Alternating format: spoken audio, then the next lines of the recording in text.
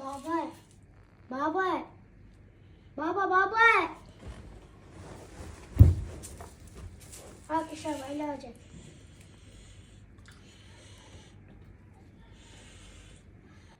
بابا عاد اخوتك وين؟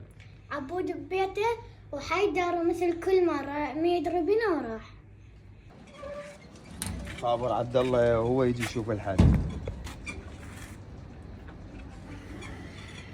الو، ها عبودي شلونك حبيبي؟ انت وين؟ اقول لك تعال للبيت، عندي موضوع ويا ابوي اريد افتحه قدامك. يلا ماشي حبيبي، انتظرك هسه مو تتاخر. تمام حبيبي، في امان الله. يا اخي عزلت وما خلصت من مشاكلهم.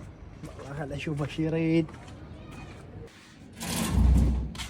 اخوي شكش فيك ما تقول لي؟ يا اخي شنو جاي يصيح منك لينا؟ انا هسه طب واسمع الموضوع. بابا يعني عزلت وما خلصت من مشاكلكم؟ شكو صاير؟ يلا هسه يلا بس تاكلنا نصيحه هسه. يلا ها شلونك؟ هلا ابو ولدي. هلا اخوي. اخوي يعني هسه بالله جيت دقيت عليه من هناك لهنا، شو تريد؟ هسه تصيح، اسمع الموضوع واسكت.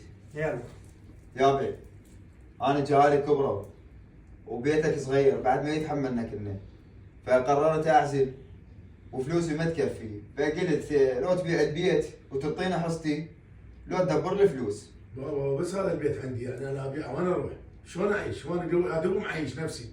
والله يا ابي بعد ما اعرف اني، لك مهله اسبوع هاي قدام عبد الله، دبر لي فلوس اريد اعزل.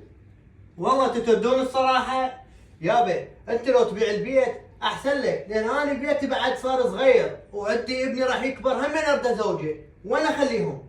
يعني لو تبيع البيت افضل تعطينا حصصنا. يا بابا وين اروح اني؟ يعني يا دوم دابر العيشه لا ابيع البيت وين اروح؟ يابا اعطيتك مهله من ناس فوق بعد ما لي شغل. خير بامرك.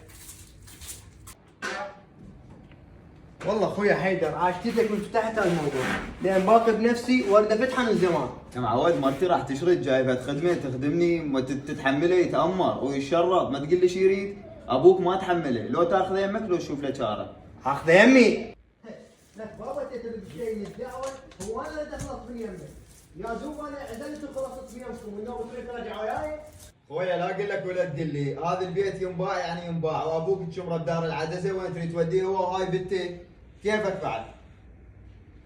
يلا بابا خلينا نرجع نقعد تعال.